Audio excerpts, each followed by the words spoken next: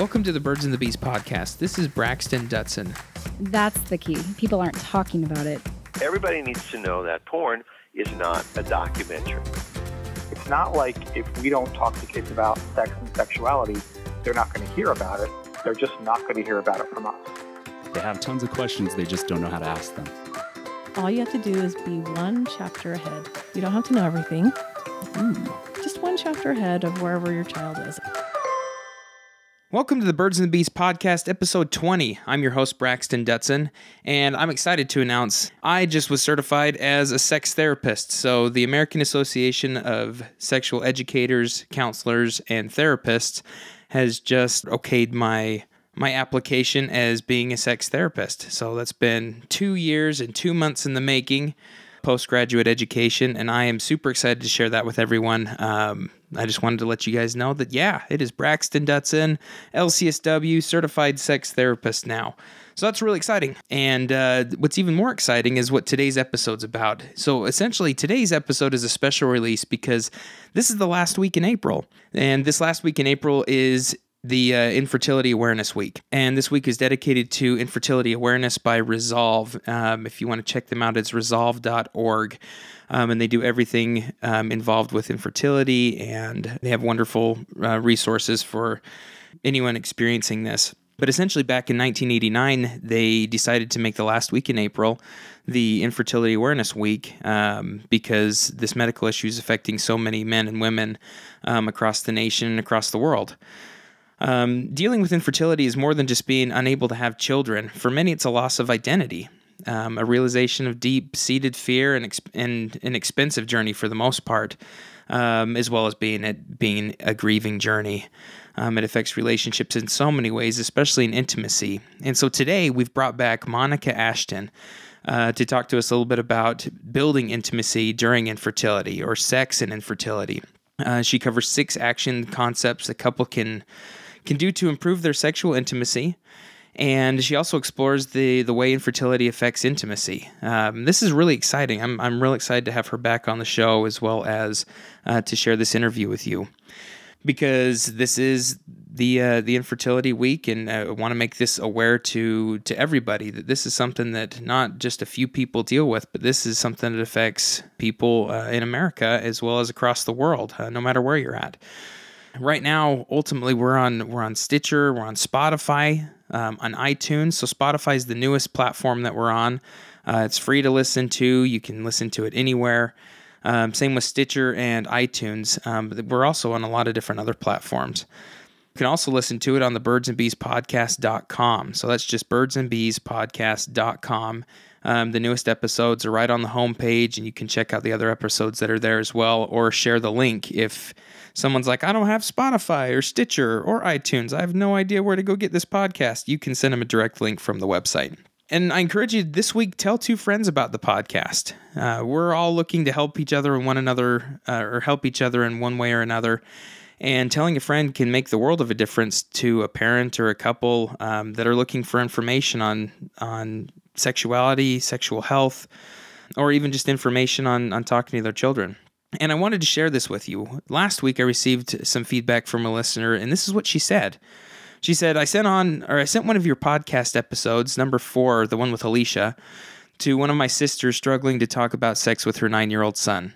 She mentioned it was a tremendous help and that she plans on forwarding the podcast to a few friends. I mean, how wonderful is that? That's super cool. This is the reason why I do this podcast, is because I want everyone to be able to feel empowered to talk to their kids, to talk to each other, to feel like you can own and have your best sexual self, and that you can own your sexual health. This is something that I'm really excited about, and I appreciate that listener for sharing their feedback with me. But this is what I'm talking about. Forward it to a friend, a family member, a person you're just having a conversation with where the topic gets brought up or you bring up the topic. Let's help each other out. We don't have to do the parenting thing alone, and we don't have to feel like we're alone in trying to build our relationships, because we're not alone. We're all in this together. And yeah, so share this with someone. I'm really excited for this podcast, episode 20, especially for it being a special release. I hope you enjoyed as much as I enjoyed the interview with Monica Ashton.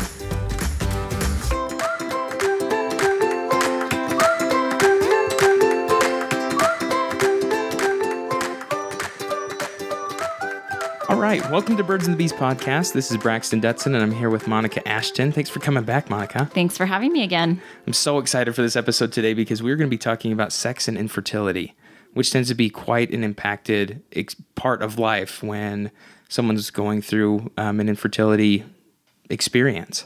Yeah, it's something that happens so often is the intimacy between a couple is significantly impacted, but it's not talked about because the focus often is just really on obtaining a pregnancy.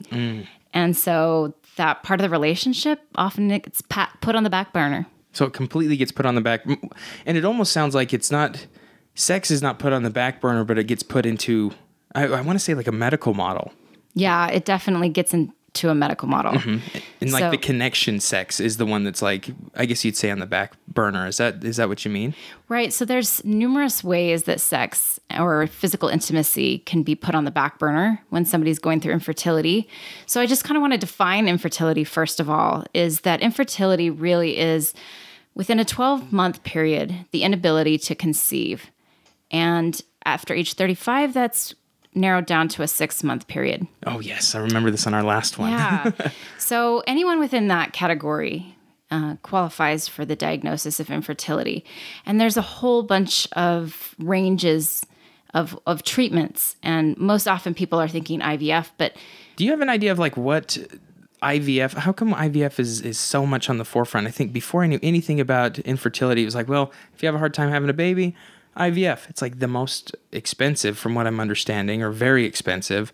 And it's there's so many other treatments beforehand that people can use. Right. Most people are actually not doing IVF. Most people are resolving their infertility through other treatments. Like I said, whether it's through medication, whether it's through surgeries or understanding maybe someone's not ovulating. There's a whole lot of different treatments that happen before we get to IVF, but IVF is the thing that is the biggest draw that most people hear about because it's a lot more involved and we hear about it more often in the news. We hear more often about it when people are having to get to that point because it's a big deal. Because it becomes a big deal. So I think one of them that I'm thinking of that I learned the acronym for the other day, the IUI. Yeah, the intrauterine insemination. Yes, I only remember insemination at the end. I don't know why, but I was like, I learned that one. That one's one that would be before, or that you could practice, you could do beforehand. Usually, it depends on someone's diagnosis. But okay. Usually, so it goes so much deeper than just what. So many levels. Okay. Of treatments within the infertility spectrum. But I kind of wanted to throw that information out there because I want people to understand that anyone within that spectrum, whether you're using medications to help you ovulate, whether you're having surgery to correct an issue, or whether you're all the way to the phase of doing IVF, your sexual intimacy can be impacted. And there are numerous ways that can be impacted. And I want to bring that to light so that it normalizes and validates couples' experiences that are going through infertility. Completely. Well, I mean, should we start on some of the ways that it is impacted? I mean, it seems like it could be impacted in so many different ways, specifically just because we're separating the connected sex to a very, I don't want to say the... not timed sex, but it's very intentional. It is all about creating your family. Right. It's such a major transition when you move from trying to build a family through how normally people do build families through sexual intercourse to moving it to the doctor's office. Yeah. It becomes... the privacy is lost. Completely. And, what was once a private, intimate action between two individuals now is medicalized. And now your doctor's involved and your nurse is involved. And, you're filling out paperwork about your sex life. And it becomes very, it's just out there. There's no privacy. And that definitely impacts that sexual relationship. One of the other things is it becomes medicalized as well. You're charting your ovulation. You're checking your cervical mucus. You're doing all these different things. You're getting shots sometimes. Sometimes you're taking medications that impact your hormones. So there's so many different levels where this transitions that relationship that you have with sexual intimacy. And how could it not? No, completely. How could it not become so difficult and so different from the way it was before? I think of the very beginning. I mean, when you're getting to a point, say that you're at 9 months or even getting to a year, in the year mark, and you're like, this isn't happening, and we want it to happen, and maybe there's an issue. I think that even in of itself of saying, holy cow, there might be an issue, and it could be you, and it could be me, or it could be we have no idea, and that's scary. And on top of them, a lot of people, if I imagine there's a lot of anxiety and a lot of trying to fix, and then a reaction to a lot of, each individual person is going to have their own personal reaction to the possible news or getting the news that there's an issue and we need to start addressing it.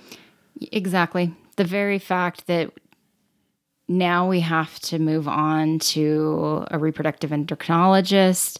We have to start potentially seeking treatments that maybe there is something going on within my body or something going on within my partner's body, or perhaps a little bit of both of us, or like you said, a lot of unknowns.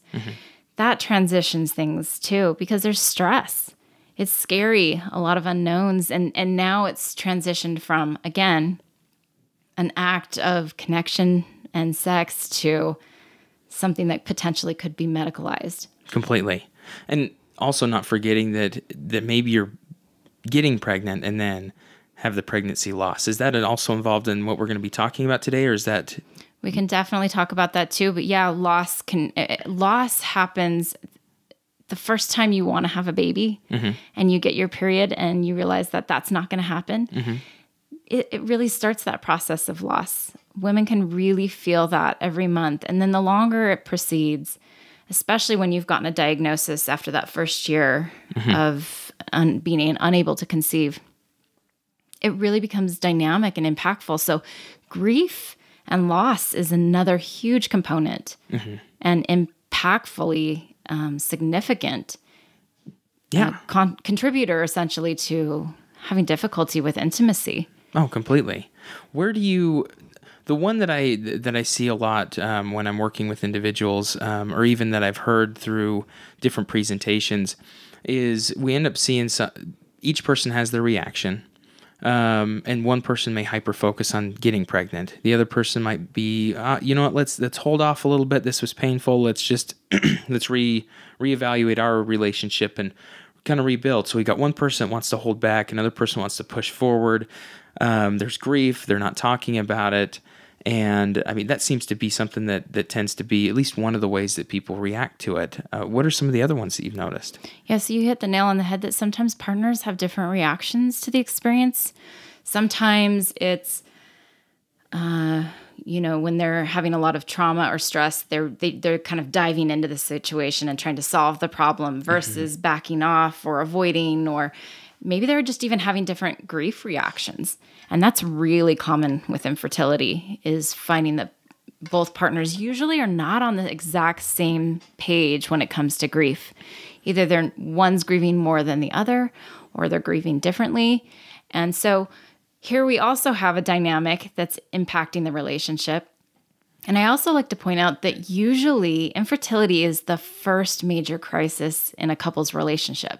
Wow. Because those, just the nature of it, it's usually at a beginning stage of a relationship, usually not at the ending stage of a relationship.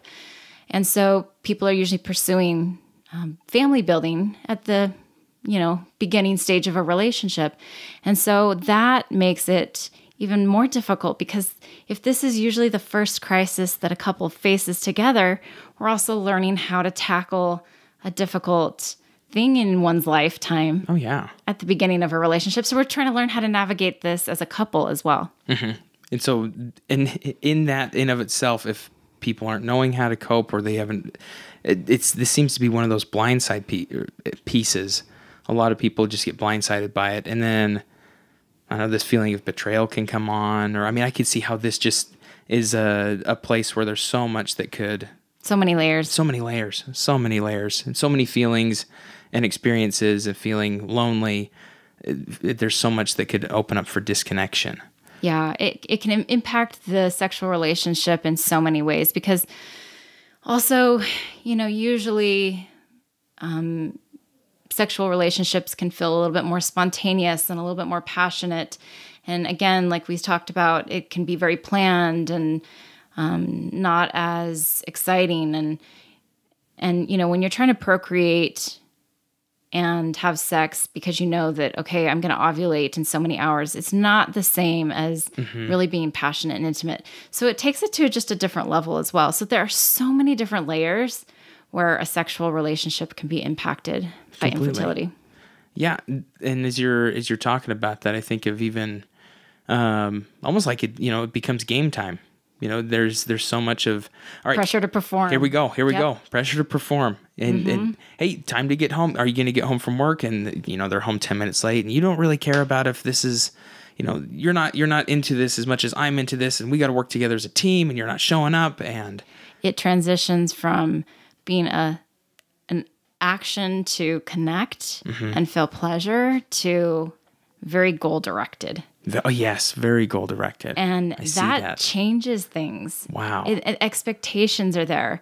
It's very different if you've ever had anything else that you've loved, where now if somebody's telling you that you have to do it and you are obligated, it makes something that, any activity could change and you could learn to not enjoy it as much. Yeah. And it can also happen with sex. And that's one of the unfortunate byproducts of going through fertility struggles is some of these negative impacts on the sexual relationship. Yeah, I can see how that brings on even a ton of anxiety for both partners. A ton of anxiety, a ton of stress. It's goal-directed now. It's not just between the two of us. Sometimes now our parents are asking us questions about our sexual relationship. People are making inappropriate comments. I can't tell you. I mean, we could probably write a book of just every inappropriate comment or stupid comment someone's made to someone struggling with infertility. So you're getting it on the social end too.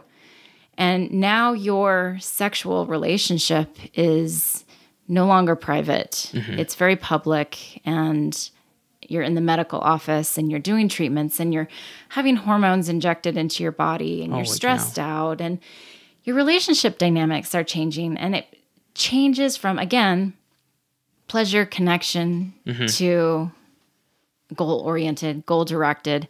And it just changes the dynamic of being sexually connected. Completely. Wow. Thinking of just how much you have to go through, how much is involved in your specific individual experience. There's so many ways for it to make the connective piece completely split off. It really can. And some people really experience a significant amount of trauma with their experience in infertility, whether it's through past trauma that they've experienced. Maybe it's past sexual trauma that they've had that's been triggered through these infertility treatments, or perhaps it's the trauma that they're experiencing going through treatments, or perhaps they've had loss, reproductive loss. All of these things add up to it. And sometimes with trauma, even your own body can feel like it's betraying you because you're not as connected, and you're not as connected with your body when you're experiencing trauma. So I guess what I really want to illustrate is there's so many layers. There's so many ways that sex life is being impacted. I want to recognize that this is a common occurrence for a lot of couples. It's not something that you did negatively in your relationship, but this happens a lot for couples. And I really want to validate this experience for people that this is a real thing. It happens and it's impactful. And now it's important to also talk about what can you do about it. Yeah. And so that's really what I want to be here to share is that, this is a real thing. And it doesn't mean that your relationship is broken. It doesn't mean that the two of you aren't good together. It just means that you've gone through a lot of really hard stuff because of infertility. And so, of course, your sexual connection has been impacted. Yeah. And let's talk about some ways to really help support that couple. Let's do that. I love that idea, especially in the sheer fact that as you're losing or there's a huge possibility, and you're probably experiencing it when it comes to the physical disconnection, emotional disconnection, and mental disconnection, where you like feels like everything's surface level. You got to get through it and get to that next level. When someone wants to start building, or you're going through treatments, you have to go through all this in order to family build, that you're wanting to work on that. What are some of the first steps that we can start working on to build an intimate relationship or continue to foster an intimate relationship with your partner? I think it starts with remembering. Remembering. So I like to start with remembering why the two of you are there together in the first place. Most couples don't get together just to procreate.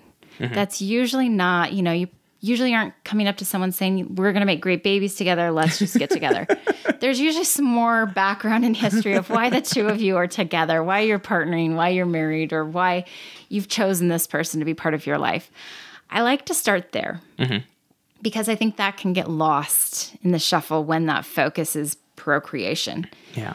And so I like to start with remembering, why are we even together? Mm-hmm. What has been really great about our relationship? What have been some of these positive connectors? Because you already have a lot of stuff in your past history that we can draw on for strengths to help with that reconnection process. So rather than just starting from scratch, I like to go back and remember what some of those things are. Nice. So that you can start building from a place that already has a foundation, because you probably already have a foundation. It's just been lost in the shuffle of this focus on procreation. Mm-hmm. So it tends to be like a question of, how did you meet? What attracted you to each other? Questions like that, of remembering those first moments together, falling in love, the first I love yous, things like that. Yeah. Thinking back to those things. What did bring you together? What has been great about your relationship? Mm-hmm. How did you sexually connect before? Not in order to go back to, but in order to take some of those strengths forward into our future together. Wow. And that is a huge step in just, again, making sure you recognize that you already do have some foundation. We're not having to start from complete scratch again. Mm-hmm. And even if you do have to start from scratch, that's okay too. You can still draw from some of those things in the past that have been helpful. Nice. So we've got building, or starting back, and remembering what, I love that you just have, we've got remembering. Remember. Second is talk. Talk. We really can't do much moving forward without communication. So if communication's already been an issue in your relationship, we got to work on that some more. Yes. And sometimes we need to do it with support. Mm-hmm. So if you're having difficulty with communication, reaching out to a therapist or someone to support you in that communication piece. But unfortunately, we don't talk about sex enough. That's why this podcast is so awesome, to bring this subject into light, so that there's a forum for people to start being able to talk about some of these things. Sexual intimacy is a huge part of relationships. Yeah. And so just even talking about this topic, couples often just aren't talking about sex, even with one another.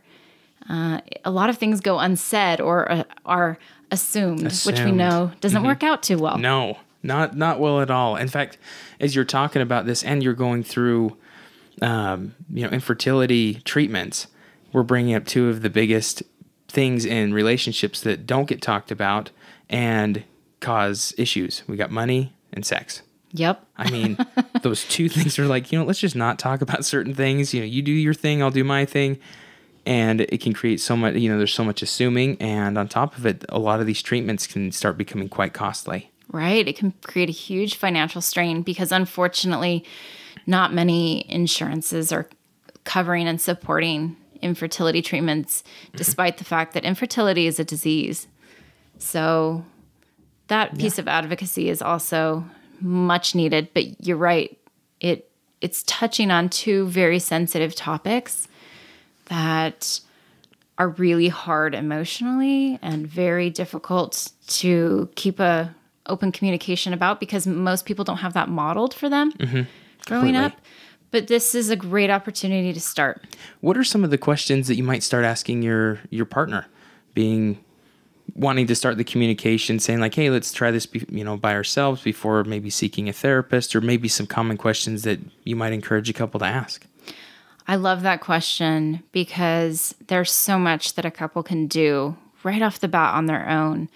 I love having couples set up what I call a check-in. Oh. And they get to decide, how often do we want to check in? Do we want to check in every night? Do we want to check in once a week? But carving out specific time to have a conversation about certain topics, whether it's about our infertility path, whether it's about finances and infertility, whether it's about our sexual relationship and infertility, with a specific topic, a specific agenda. And then having that couple set aside a set amount of time. Maybe it's 20 minutes, which means each person's going to get, 7 minutes each. And then the remaining 6 minutes, we have, kind of open flow conversations. So each person would have 7 minutes to kind of check in and say, here's how I'm feeling emotionally. Here's how I'm feeling physically or spiritually, or kind of working your way around the various different areas of emotion and experience within that sexual realm. So if we're talking specifically about sex and infertility, then it might really be sharing your thoughts and feelings and how you're feeling about it with your partner, and just having them at that point listen, and they're listening just for understanding. So they can only ask questions for understanding at that point, just for clarification, so that they understand, and so that they get an accurate picture of what their partner's experience is like. And then you switch. Oh, nice. It doesn't work to just have one sharer. The dominator. Oftentimes I'll find that one of the partners wants to really share, and then the other person really isn't as into sharing their thoughts and feelings. And it's nope, we get to both have that opportunity to share. And then the other person also is then listening. So hopefully that makes sense what I'm saying. Yeah. Each person has that opportunity to share. And then at the end, having that open dialogue for the last few minutes of whatever time amount you've chosen to dialogue. Okay, so how do we support one another? How do we find the win-win? Yeah. Oftentimes in relationships, it feels like it's a give or take. Like either you're getting in what your needs are met, or I'm getting mine. And I always am a huge advocate of there is a way to find a win-win for each individual. Oh yeah, definitely. And in these situations, it sounds to me like it ends up coming up to you've got to check in with what your defenses look like. And, if you need to, look up empathy, look up validation. Those are going to be two things that in a situation where you're having a communication between you and your partner, you're going to need to empathize while you're listening, and you're going to need to validate, even though sometimes that can be hard, but know that you're going to be heard. Exactly. Your job as the listener is to be able to truly understand what your partner thinks and feels, and not to defend yourself, but to really, your job is to really be able to put yourself in their shoes and say, I get that this is what you're saying. This is what you're feeling. This is what your experience is like. Is that true? Yeah. And when they can feel validated and heard, that's tremendous, because you're going to get your opportunity as well. Yeah. And it's more about sharing and connecting again, and realizing that you're on the same team. Yeah. I have this visual that I always have in my head when I'm working with couples, specifically around infertility, is that they're kind of on this treacherous journey, and, with difficult scenarios at all sides, whether that's, climbing a really difficult path that has cliffs, and it's like really holding on to one another side by side and walking through this difficult path versus kind of doing it on their own or dragging someone behind them. Yeah. But this visual I have is really about couples understanding what those difficulties are, and then finding solutions specific for them to navigate that, so that they come out on the other side together, closer. And there's nothing quite as connecting as going through a difficult experience as a couple and then learning how to navigate that together. And it just brings you even closer together. Yeah. And I've seen that happen time and time again. And then I've seen couples that have struggled that have figured out how to do that. And it's a beautiful thing when you witness couples coming together and really supporting one another. Wow. And that just sounds like it involves a lot of vulnerability. Exactly. Being able to be that. vulnerable. Yeah. You have to be vulnerable. Mm-hmm. I think a part of that too is if you're in the situation that you're saying, okay, I want to, say for this, we're talking about sex, having a check-in saying, I want more sex. That is a very broad way of saying something that you need, because sex is one thing, connection is another, and those are two ways to be able to experience that. So really get close with what it is that you want from your partner, with your partner, and how do you want to express that to them versus, all right, I've got 7 minutes. How are we going to have more sex? What is it that you really want? And what does that look like too? And that might involve you being vulnerable with yourself. What am I missing? What am I really not experiencing? Exactly. And that's why having this process of talking about it in a very structured way is going to do just that, because you're right. Having a sentence of, I want more sex. Well, that doesn't fill up your 7 minutes of, okay, so tell me more about how you're actually feeling and thinking. And are you missing connection? Mm-hmm. Yeah. Are you missing physical intimacy? Are you missing, just snuggling in bed and talking with one another? Like, what is it you're exactly missing? Yeah. Or wanting more of? And that can make a tremendous difference in a relationship conversation of, like you said, being more direct about what is it that you're actually craving, wanting, needing. Yeah. So couplehood. Creating that talk, or having communication and talk. What's number 3? Sorry. Oh. What, number 3? I lost track. Oh, I'm sorry. Sorry. Okay. So. Sorry to jump on you like that. I was just wondering, sorry, I was trying to create No, you're good. a movement that way. No, I was just thinking. So let's see. What were we talking about? So we went through remembering, talk, and we were talking about how to check in and things like that. Okay, great. Nope, I had just totally lost my train of thought. Like, where were we going? My bad. And that wasn't a very smooth transition on my end. I'm sorry. No, you're good. Okay. So the next thing that I think is important for couples to do is to focus and to shift that focus back to pleasure and connection. So we've remembered, we've talked, and then just like you brought up with being able to identify what it is you really want, is we are going to focus on those things that we really want and need in a couplehood. Mm-hmm. And oftentimes people get so caught up in that goal-oriented sex of, okay, this is what quote unquote good sex looks like. Oh, yeah. We want to shift our focus back to really being in tune with our bodies, focusing on pleasure and connection again in that sexual relationship. Mm-hmm. Because you've got enough pressure during this time to have all these goal-oriented, goal-directed performance things. All your performances. And so let's get back to intimacy. Let's get back to sexual connection and what actually does feel good in your body, because it might be a little bit different right now. So maybe you're in the middle of going through fertility treatments. Some couples, unfortunately, will, like I said, put this piece on the back burner thinking, oh, well, when we get pregnant, everything will just restore back to the same. Mm-hmm. Or when we have a baby, everything will be the same. But it's not. No. It's not. It never goes back to. No. And that's why earlier I mentioned we can't go backwards, but we can bring a new normal forward. Mm-hmm. Because now that you've had this experience as a couple, things are going to shift and they're going to be different. And it doesn't just automatically restore too, because either now you have a pregnancy and then things are going to shift, or now you have a baby and things are going to shift, whether it's adoption, whether it's successful fertility treatments, third-party reproduction, whatever that outcome is, or choosing to live child-free, it's going to shift, it's going to transition.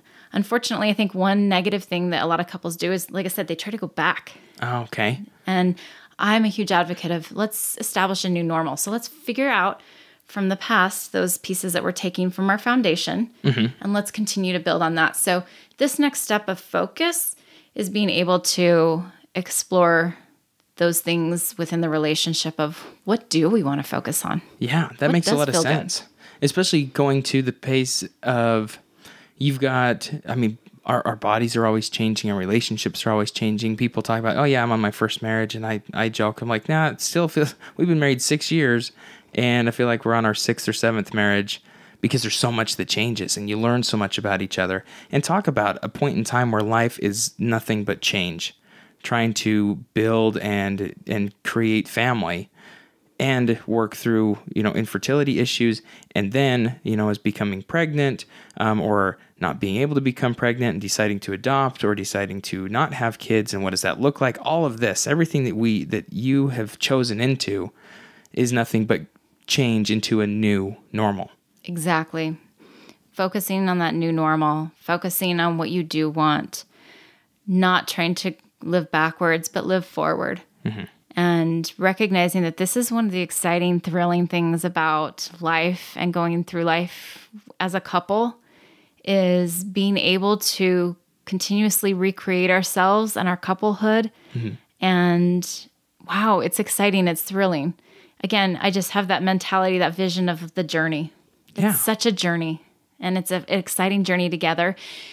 And don't be intimidated by the changes. It's great. It can be wonderful. It can be great to grow together. Yeah.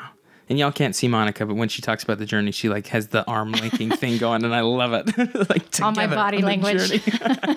Wish I could show it. It's just the best. Yeah, so it's a time to focus and rediscover our sexual selves. I always look at things as opportunities. This is a great opportunity to rediscover, to mature our sexual selves and our sexual relationship. And so if we've already been able to start that conversation and we've become more vulnerable with one another and we start rediscovering our focus, then we can also start to rediscover and explore. Maybe your past sexual connection was very much the same before. And now this gives us an opportunity to rediscover that sex is not always just about goal-oriented achieving an orgasm. It's, again, so much more about pleasure and connection. Yeah. It's time to also understand a little bit, maybe you can do a little bit more education on sex.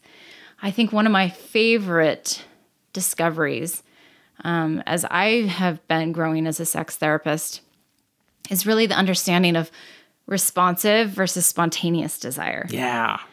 And I can't tell you, just that little bit of information for couples can completely shift the way people see themselves or their partner and normalize their sexual experience. Of just understanding that some people are more spontaneous in their sexual desires, which is kind of what we think of typically. Yeah, well, it's sexual what desire. Society shows. I mean, the media, music, everything shows spontaneous. Like, I got to have you right now because I've got this desire and you desire me too. And check that out. And it's not that way for everybody. No, and it doesn't mean that you're broken. No, it doesn't. Some people are more likely to be responsive in their sexual desire, meaning that after they've started having physical touch or intimacy, then their desire starts to blossom.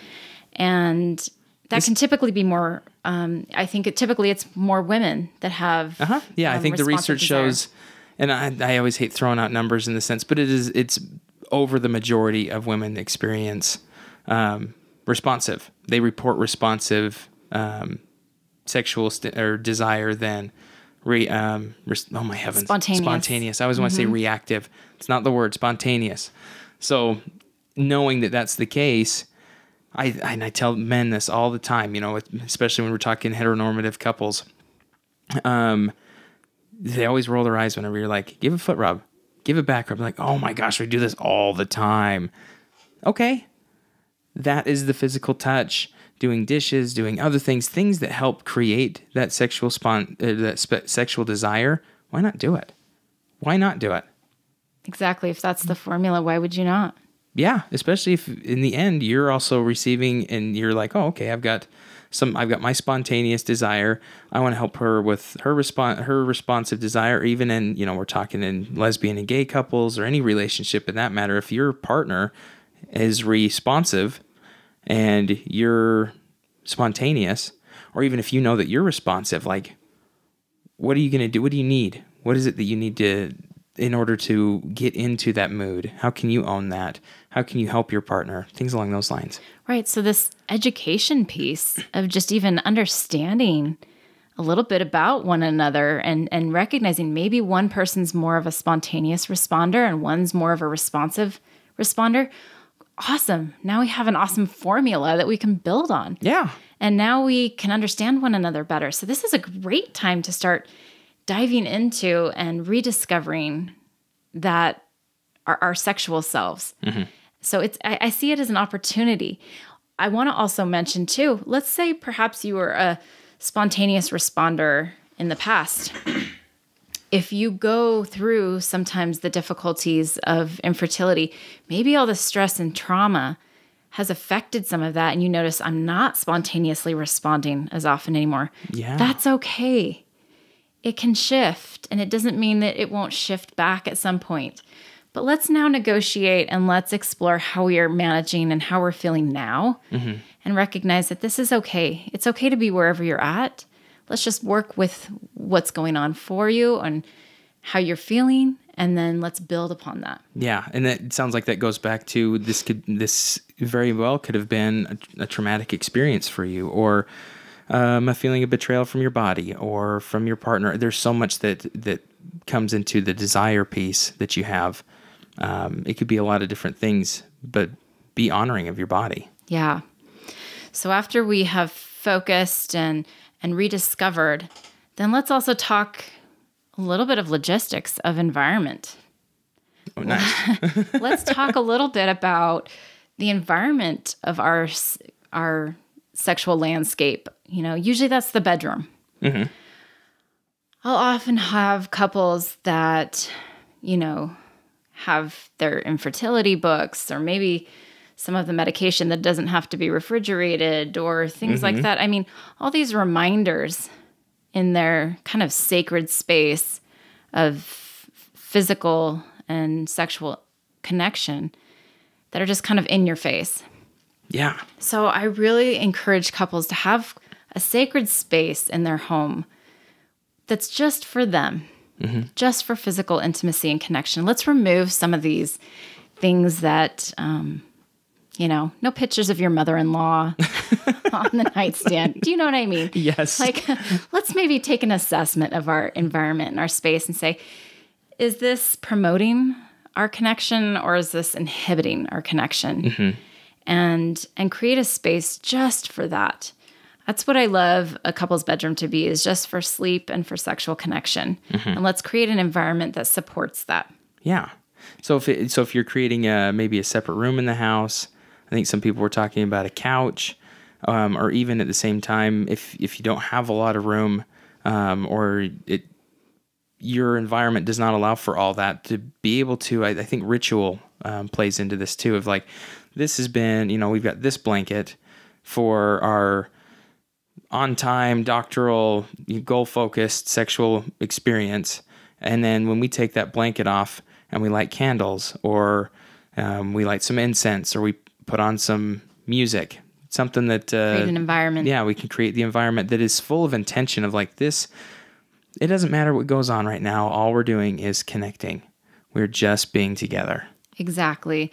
If possible, I love for couples to have a separate space for, like you said, more goal-oriented, timed intercourse that has to happen so that it doesn't infect that space of connection. And if that's not possible, then like you said, maybe it's just creating a space that just really symbolizes the fact that, okay, this is time for goal-oriented procreation, or this is our space for pleasure and connection. Mm-hmm. And again, without feeling pressure of goal-oriented again. Yeah. Again, that focus of let's just connect. Yeah. Let's explore pleasure. Maybe we do a little sensate focus of just exploring what feels good to our body without that goal-oriented meaning with sensate focus, you're not focusing on like vaginal intercourse. Or anything it is like not that. again, going to the goal orient of like, oh, we have to have sex. So penis to vagina, we have to have that type of sexuality. Like, what else is involved in your experience? What do you like to enjoy? Do you like throwing Prince on and listening to that music and exploring different parts of your body? What lotions can you use? Body massage oils, different candles, different aromas. I mean, really include your 5 senses in this. Exactly. And maybe we're going through a fertility treatment at the time. Maybe her ovaries are overstimulated and she's bloated and she's in pain. Maybe it's more about a wonderful hand massage and cuddling during that time. Maybe it's more about a back massage, or just connecting through physical pleasure is positive sexual connection. Yeah. And it's not always what people think it has to be with, vaginal intercourse or whatever someone has deemed as that. Nope, this is the end goal for our sexual connection. Exactly. Really kind of broadening our spectrum and our definition. And that can help with, especially for men, avoiding the anxiety that can affect premature ejaculation and erectile dysfunction. The anxiety behind a goal-oriented, we have to have a baby, we have to do it this way, I have to perform, we need the sperm now, I've got to work and I've got to do my part right now. Being able to just experience it, and if you're in a space where you're like, okay, so, don't worry about when you ejaculate. Don't worry about what is, what your performance is supposed to be. That I can't stress that enough, especially for the male individual in this experience, because if it's all about the pressure that you're putting on yourself, it's game time, I got to go. That's not connection. That's performance again. Watch yourself getting into a performance mode. It's easy for men to do that. Exactly. And it's so dynamic. It's such a dynamic experience. A third of all causes of infertility are male factor. And so that can tremendously impact a man's identity, how he feels about himself. And if we step away from that goal-oriented, where it doesn't matter whether he is able to ejaculate, but it's again about pleasure and connection, it is a tremendous healer. Completely. In relationships and in sexual connection.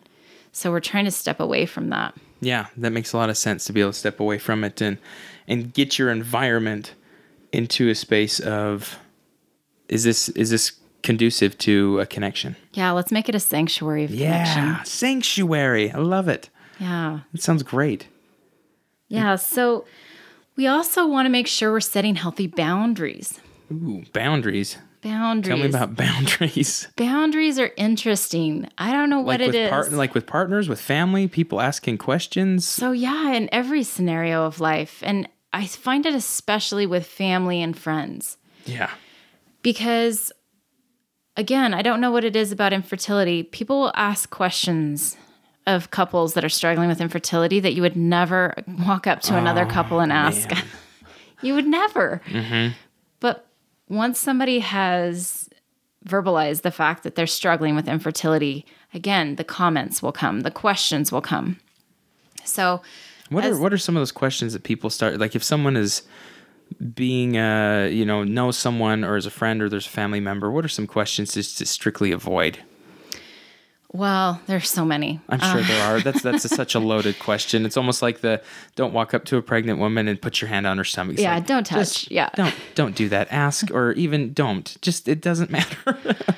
Don't ever ask questions about how they're having sex. Don't make those stupid jokes about, oh, well, are you doing it right? I mean, like, none of that's even funny. No. Ouch. None of that's, those kinds of things happen. Some people will ask questions that are way too intimate, like, oh, well, does he have problems with his sperm? Or does she have problems with her eggs? Or, if you're family and friends, maybe the question you should be asking is, how can I support you? Yeah, wow. That's a good question. What would, share with me what you feel would be helpful, but recognize that I'm going to honor those boundaries that you need. So for the couple, before you even are talking to family and friends, the couple themselves needs to have a conversation about what they want to share, what they feel okay about. And this needs to be part of those check-ins as well, because it's going to change. If your fertility journey is long enough, what was appropriate or what felt good for that couple at the beginning, that might also shift. Because things shift as you continue on in your journey. So this needs to be kind of a rolling conversation. It's not, we've had this conversation, no, we never address it again, because things will shift. And perhaps somebody at the beginning says, okay, we're not going to talk about this with family and friends. But then as they go through the journey, maybe they realize that they do need to. Oh, okay. So again, this is a rolling conversation, but it needs to be had between the couple first. Yes. This is one area where privacy can feel really violated and really difficult. And especially when it comes to sexual intimacy, let's say it is male factor. Let's say, perhaps like some mobility and whether it's sperm motility or whether it's morphology, or maybe he doesn't create sperm. I mean, there's so many different factors. Yeah. But this definitely impacts that sexual intimacy, because now other people are being invited into your, what's going on with your body and what's happening for the couple with fertility. So this is also, setting boundaries and having these conversations so that you're both on board together is huge. Also in sexual connection. So this is one thing that often gets missed, but it's really hard to be vulnerable and to feel that with someone if you're worried about who might hear about this or who might hear about this conversation. So setting boundaries and having the couple decide what's right for them and honoring it is the next step with connection. Definitely. And novel idea, going just a little bit back to what not to ask people. Like, how about you help them in the sense of asking them how you can give them a break. If that's watching previous kids that they've had as they're working to continue building their family, or buying a hotel and saying, hey, have a staycation on me. Again, not saying, hey, go have sex, go connect, but just allowing for any support that they would need.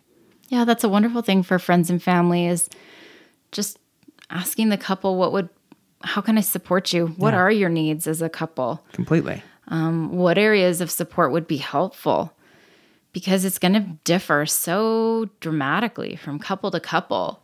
And I just, even in my practice, the needs of couples are so different. And it's just important for friends and family members to respect the fact that this is really hard. This is a dynamically impactful, difficult experience for couples. Yeah. I want to talk a little bit about a study that was recently done. And I want just to really help validate couples that this sexual experience is really difficult. So it was done out of Stanford, and it documented the extent to which infertility negatively impacts women's sex lives. And they found that 40% of infertile women suffered from sexual problems that caused them emotional distress, compared to 25% of the general population. So this is why we're talking about this, is there's a much higher percentage of women that were specifically studied in this. And I'm going to say men too. I'm going to go out on a branch there, even though I don't have research to back that up, just my experience, that infertility impacts the sexual relationship. And it doesn't mean it destroys it, but it impacts it. So if we are doing these various tools and techniques that really help us keep in check, it doesn't mean that your relationship's going to come out destroyed, but it can even be strengthened through this process if you're being proactive. I'm a huge advocate of being proactive in a couple's sexual health, because it's really when we're proactive in our life, whether it's our health, our sexual health, our emotional health, being proactive makes all the difference in wellness. Completely. Taking that experience and hitting it head on, which is why we why we encourage sexual talk between, parents and kids, being able to have that understanding. Because the more that you can plan and the more that you can experience, or set up what you want your experience to be and what backup plans are, I mean, there's more, I guess not a feeling of control, but an ability to say like, oh, this is what our plan is. This is what we're going through with, versus we'll take the blows as they come. Yeah. Or ignoring it. Feeling like ignoring it. Oh yeah. I'll just get through this period of my life and then things will go back to normal. Mm-hmm. Just doesn't work like that. No. You don't get to put things on the shelf and then just have it. It's like putting your body on the shelf and saying, okay, I just won't work out for the next year, but then I'm going to expect myself to go run that marathon. It doesn't work like that. No, it doesn't. It doesn't. You got to prepare for it. Exactly. We have to be proactive in our health in all the areas of our life. All of the areas. Yep. And that includes our sexual health, especially if we're going through a medical trauma such as infertility. Yeah, completely. We really need to be proactive with that. We need to not compare. We need to not look at social media and think, this is what it should look like, or this is how I should be. Mm-hmm. I hate that word should. Yeah, shoulds. Man, they get you. They get us all. It's a hard word, and it keeps a lot of people trapped, and it keeps a lot of people feeling badly about themselves. Yeah, a lot of shame. A lot of shame comes from that should word. There can be really healthy sexual connection, even when you're going through a medical trauma such as infertility. Yeah, definitely. And is that all part of the boundaries that we're talking about, or is the should number 6? Because it almost seems like it needs to be another one. Like, maybe don't should on yourself. Yeah, exactly. I love that phrase. Yeah, me too. It reminds me every single time, I shouldn't should on myself. Yep, exactly. Yeah, so let's maybe be really gentle. Maybe that's what we call it, is being really gentle and self-compassionate with yourself and your relationship, and realize that this is a real trauma. And it's a major crisis for a relationship. And you can come out on the other side so much stronger. Mm-hmm. But let's not compare. Let's really just be compassionate. Nice. And then focus on the things that do build that relationship. Yeah. Completely agree. I think that's awesome. Yeah. And if you're struggling, if you're having some barriers, please reach out and see a sex therapist. Completely. See a therapist that specializes in infertility. I am really trying to, shout from the rooftop that therapy doesn't mean you're broken. Not at all. It doesn't. That. It's not a medical model of, okay, I'm ill, therefore I must seek therapy. It's really a support, and everybody can use support at different points in their life. It doesn't mean that you're going to have to be in therapy for a year. Sometimes it's a one-time visit and you get enough tools and you feel supported. And sometimes it's a 12 visit. It just depends on what each couple needs. But therapy's there to support you and your relationship. And it's there to help you be the best you. And as a couple, to really be able to be the best couple that you can be to support each other. Yeah. And it helps you sometimes find the win-win when maybe you're stuck in a pattern with your partner that you just can't see beyond the way you've done it before. Or maybe you just are having a difficult time navigating a few aspects. Definitely. Therapy can be tremendously helpful. Especially if you bring in your goals. This is what we'd like to accomplish. This is what we'd like to do. Will you help us? We're doing our check-ins, and as we do our check-ins, I start feeling resentful. This starts to happen. We notice this and this goes on. We just need you to help us practice empathy or practice vulnerability or be able to get into that. And ultimately, something, a goal-oriented practice, like we want to communicate like this, can be, as a few sessions, or if something else might get brought up and you want to continue. There's so much that can happen, but it's so supportive. So supportive. And again, it doesn't mean you're at all broken. I see a lot of really high-functioning, healthy individuals that just need some support in one area or another. And we all do. And it's so tremendously impactful to have a third party sitting there that maybe is going to see something you don't, because it's hard to see your own stuff. Mm-hmm. And when somebody else, as this neutral third party, can be an observer and a supporter, it can be a game changer. And it can really change relationships and lives. So reach out, get support. yeah, if anything, you can make a phone call, send an email, and just play with the idea. See what's out there. Yeah, because you deserve to feel good and you deserve to have a healthy relationship. Yeah, I love that. Is there anything else that you'd add to kind of what we've gone over? A lot of different things. I love the remembering, talking, focus, checking on your environment, and setting boundaries. I mean, that gives us a lot of places to start. Yeah, my final thing that I'd like to add is play. Play. As a couple, you need to continue to play, to have a friendship. It's so easy to get caught up in that cycle of, again, goal-oriented. Just get to the next thing. Just achieve a pregnancy. But you can't lose that piece of play, of laughter, of friendship. The humor. Yeah. That's the glue. That's the glue in relationships. And, you know, just personally speaking, as I've gone through my own reproductive traumas and fertility challenges and grief and loss, it was the glue that kept me sane, was play. And laughter. And really being able to connect with someone that I loved and adored on that level kept things hopeful and kept things fresh. Wow. So I think play and laughter and connection in that realm also dynamically impacts that sexual connection. Yeah, because it's got to be fun.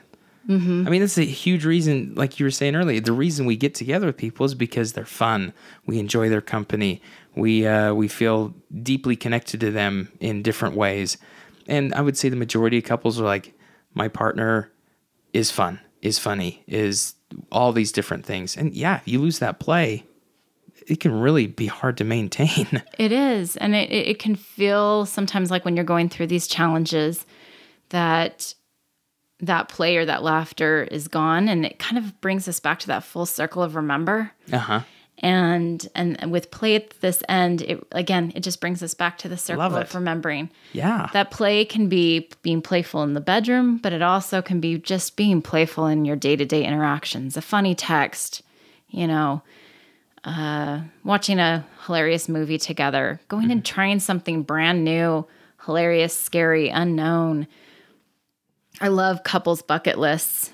Oh, yeah? I remember making our own little bucket list of dates and doing some really hilarious things that were like, okay, we went to a llama show one time and it just was a laugh. Like, we're not into llamas, but it was free. And so we're like, why not?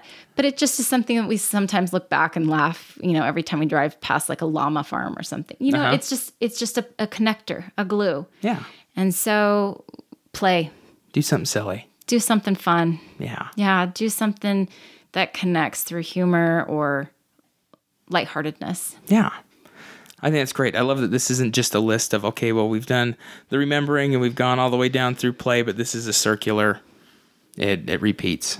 It repeats itself. Exactly. And keep going. Building intimacy, building sexual connection is a constant thing you work on. Exactly. For the rest of your relationship. Yeah. For the rest of the relationship, there's no arrival point. That's one thing sometimes I tell people and they're like, oh. It's like, wait, I thought I could just arrive and then it just is smooth sailing. Yeah, the happily ever after. Yeah, it's not like the movies. You have to keep going, you have to keep working, you have to keep playing. But I think that's actually a better scenario. Yeah. Because, wow, how boring would life be if there was just an arrival and then it was all of the same. So we got to keep exploring and discovering one another. Yeah, a lot of people get stressed when it's like, is this it? No, it's not it. There's always movement. Let's keep Always. going. Yeah.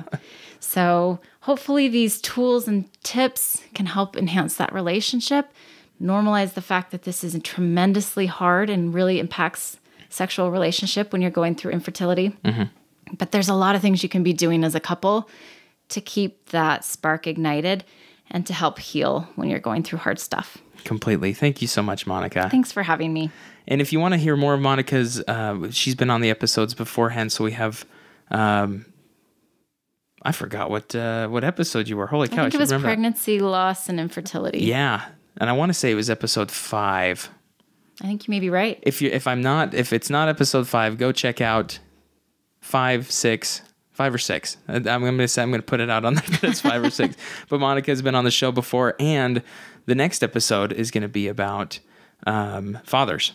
We're going all over fathers during the perinatal experience, from pregnancy, post-pregnancy, 15 years down the road, we're going to be talking about fathers. So be excited for that one on the next episode.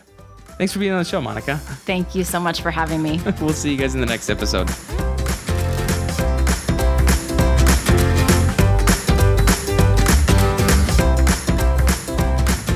This has been another episode of the Birds and Bees podcast. Thank you for tuning in. If you have any questions about the show, comments, or questions you would like addressed in another episode, please give us a call at 385-449-1818. Leave your voicemail and your question, or you can also email us at birdsandbeespodcast@gmail.com or visit us online at birdsandbeespodcast.com.